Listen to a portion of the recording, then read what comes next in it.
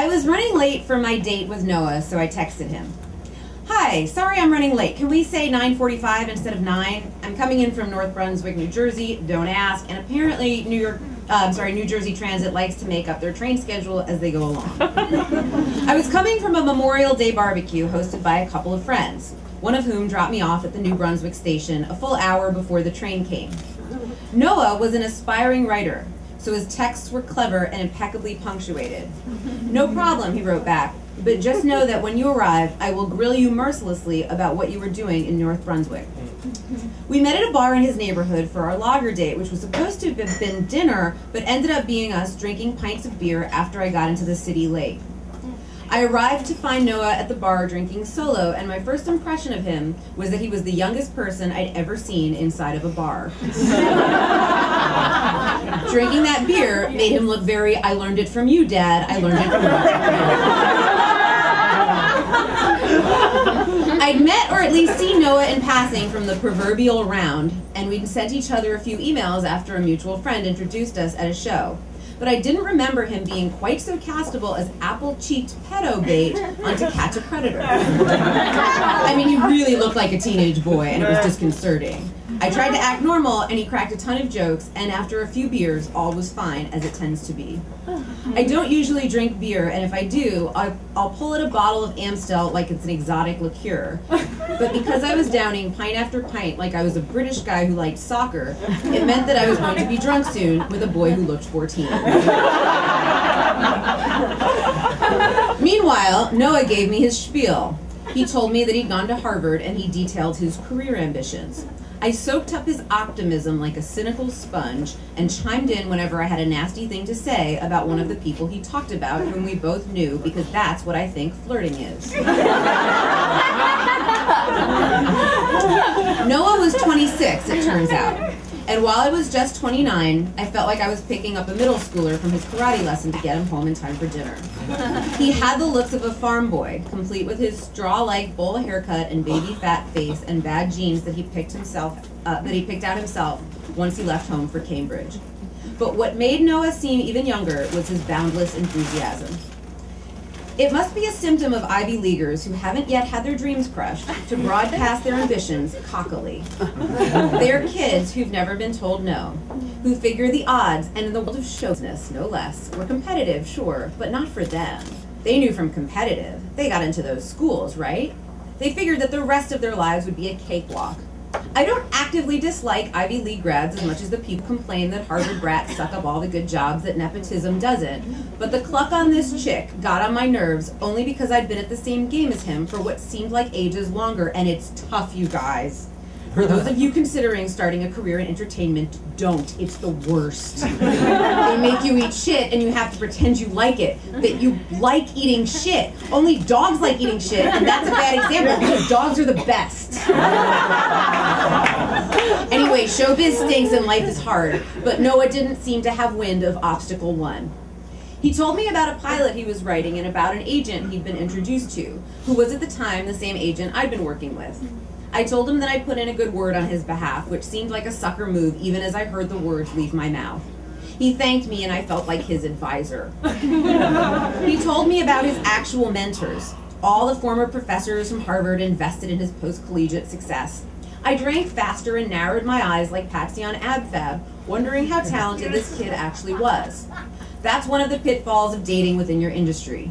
Flirting turns into shop talk really fast, and then you're competing, which is not a turn-on for me at all. We took a walk when we were done with all that beer and ended up near his place. Noah invited me up to his apartment with the exertion of a kid using every resource he'd been born with to seem casual. His voice sprung up at the end of his offer like a curlicue. I said yes, and Junior chirped in with his eager soprano. Cool.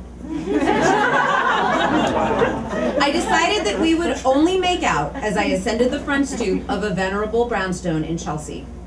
What would have been a lovely old pre-war apartment was sullied by the fact that Noah shared his place with 4 other young guys who'd just graduated from college, so the place was predictably dorm-like and filthy. While Noah peed, I perused his DVDs, which were displayed in the common area alongside his roommate's standard college-age titles in one of those media racks you see at Best Buy. When he came out of the bathroom, he told me to pick a movie, and I promptly did not. I don't like assignments when I'm being hosted. Let's take off your shoes, or choose from Pulp Fiction, Spaceballs, or The Big Lebowski as the movie we're going to watch for 5 minutes before we start Frenching. I told Noah that I'd rather watch the movie he spent a lot of time at the bar telling me about.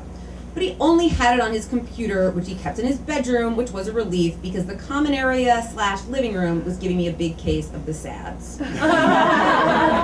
We sat next to each other atop the loft bed that he told me pridefully he built from scratch himself, like the famous carpenter Jesus Christ.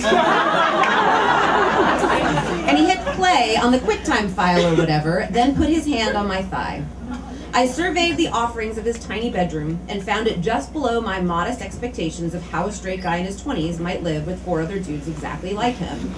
There was the IKEA desk, copies of Woody Allen's Prose and milk crates, and tiny closets packed with sprawling, unfolded clothes nestled behind hung sheets in lieu of proper doors. A pigeon nested over the air conditioner that was wedged inside his tiny window, which lent us a view into a grubby alley. Dorm life forever, I guess. 30 seconds into the opening credit of the movie, Noah attacked my mouth with his tongue. I don't usually date younger guys, so I was taken aback by what I assume was age-appropriate golden retriever-like enthusiasm when Noah knocked me down with tongue-based affection. His eagerness, which I'd found annoying when he spoke of his career goals, was all of a sudden an asset to the action. He dove into my crotch and slurped at my groin like there was sap inside my womb he was tapping for pancake syrup. And I was impressed at the strength that came from what I'd assumed was a modest frame. We made out for a while, rolling around athletically and smooching like robust teenagers, and that's when I fell off the bed. I felt like a rock, too, and from the loft considerable height. There was a thump and everything. It really hurt. I still have a scar on my lower back from the impact of whatever pre-war nail or screw dealie awaited my sacrum on the floorboard beneath Noah's handcrafted loft bed of doom. Oof, I said. Noah didn't miss a beat. He helped me up and kept fooling around with me so there was no break in our makeout momentum. This is what 26-year-old boys do when they have erections. Nothing gets in their way. But then Noah took off his shirt and I had a Cougar at Chippendales moment when I saw his bare chest. I forgot my lower back pain instantly, and all of a sudden remembered Noah's offhand remark at the bar about how he went to the gym every day before work. It was an anomaly among his otherwise typical slovenly writer traits. His bathroom was dirty, his clothes were sloppy, and his bedroom pulled off that uniquely young male feat of being at once stark and messy at the same time.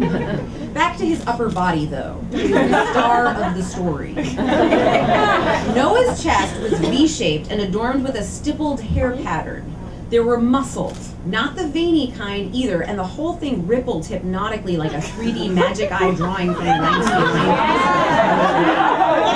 Though that may have been the fall affecting the equilibrium section of my brain. It was the greatest torso I'd ever seen. I wanted to give it a round of applause. We forgot about me falling and kept making out until I had to pee, trudging bravely out into the hallway towards his gross bathroom. I washed my hands obsessively, then looked into the mirror. Enough time had passed and enough booze had worn off. I was then on the brink of what would be a decision.